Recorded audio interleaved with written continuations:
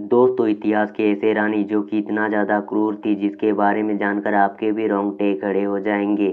तो चलिए दोस्तों मिलाते हैं आपको।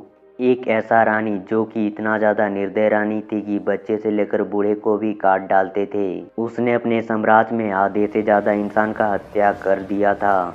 दरअसल दोस्तों हम बात कर रहे हैं द इविल क्वीन की, जिसने निर्दयी का सारा लिमिट क्रॉस कर दिया था। दोस्तों अगर आप किसी महिला के बारे में सोचते हो तो आपके दिमाग में नारी के अच्छे वाले गुण सामने आ जाते हैं, जैसे कि प्रेम, त्याग, अच्छे संस्कारी वाली। लेकिन आज हम आपको सीरियल किलर के तौर पे दुनिया में सबसे खतरनाक अंजाम के लिए चर्चित रही महिला के बारे में बता रहे हैं। ये महिला इतिहास में घिनौने, क्रूर और हिंसक के लिए जानी जाती है।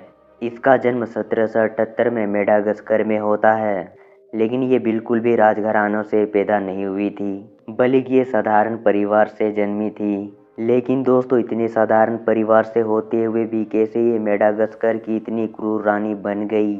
आखिर ऐसा क्या घटना हुई कि एक साधारण घर की लड़की रानी बन गई?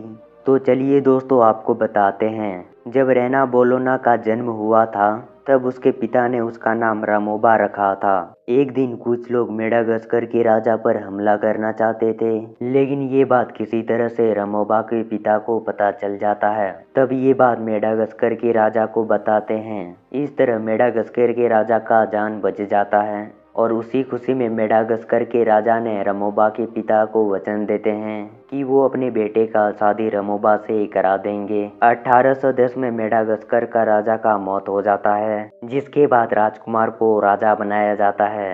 लेकिन राजा बनने से पहले वहाँ एक रिवाज था, जो कि अपने सबसे खतरनाक दुश्मनों का मारना होता था।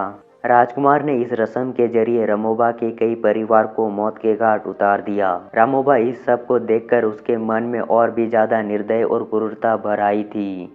इसके बाद रामोबा को मेडागास्कर की रानी बनने का विचार आया था, लेकिन ये संभव नहीं था क्योंकि उसके पति रादमा अभी जिंदा थे। रामोबा ने अपने पति को कई बार जहर देके मारने का भी कोशिश किया, लेकिन कभी भी उसका कोशिश सफल न हो सका।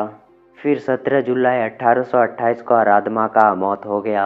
फिर लोगों का शक रामोबा पर जाता है, लेकिन कोई भी ये साबित नहीं कर पाया था कि रामोबा ने ही रादामा को मारा था।